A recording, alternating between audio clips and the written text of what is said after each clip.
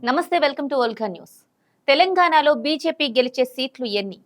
BRS ఓట్లు బీజేపీకి బదిలీ అయ్యాయా? కాంగ్రెస్ వ్యతిరేకులంతా కమలం గుర్తుపై నొక్కారా? కాషాయ పార్టీ గెలిచే సీట్లపైన భారీ అంచనాలు.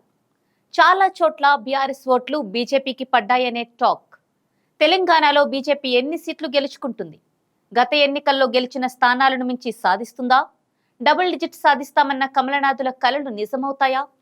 2019 ఎన్నికల్లో తెలంగాణలో 4 ఎంపీ సీట్లు గెలుచుకున్న బీజేపీ ఈసారి అంతకు మించి అంటూ ఎన్నికల్లో చెమటొచ్చింది.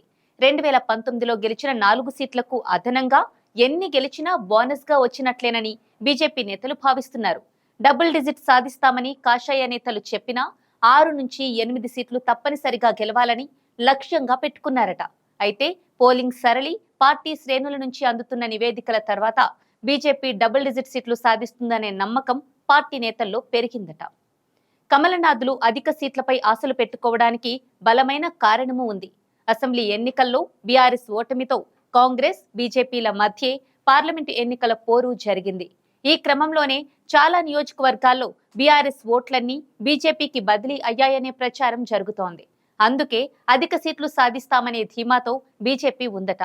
ఈ పరిణామంతో కాంగ్రెస్ తమ టార్గెట్ రీచ్ అవుతామా అనే సందేహంలో పడినట్లు రాజకీయ పరిశీలకులు చెబుతున్నారు. తెలంగాణలో ప్రధాన పార్టీల మధ్య హోరాహోరీ పోరు జరిగింది. మెజారిటీ సీట్లు గెలవడంపైనే ఫోకస్ పెట్టిన 3 పార్టీలు ఎన్నికల తర్వాత కూడా అత్యధిక స్థానాలు గెలిచేది తామంటే తామేనంటూ పోటీ పడుతున్నాయి.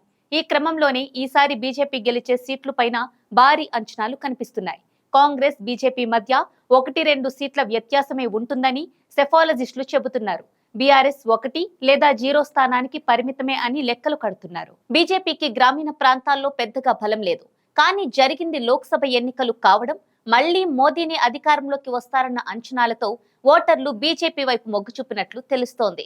అదే సమయంలో బీఆర్ఎస్ కు వేసినా పెద్దగా ప్రయోజనం ఉండదని భావించి చాలా మంది కాంగ్రెస్ వ్యతిరేకులంతా కమలం గుర్తుపై బటన్ నొక్కారట.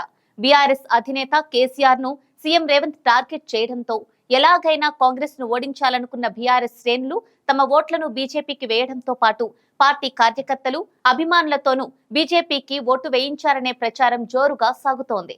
నిజంగా బీఆర్ఎస్ ఓటు బీజేపీకి బదిలీ అయిందా లేదా అనేది జూన్ 4న తేలనుంది. ఓటర్ మూడ్ మారిందా, ఎవరికి ఎక్కువ సీట్లు ఇవ్వనున్నారనేది సీట్ల లెక్కింపు రోజు బయటపడనుంది.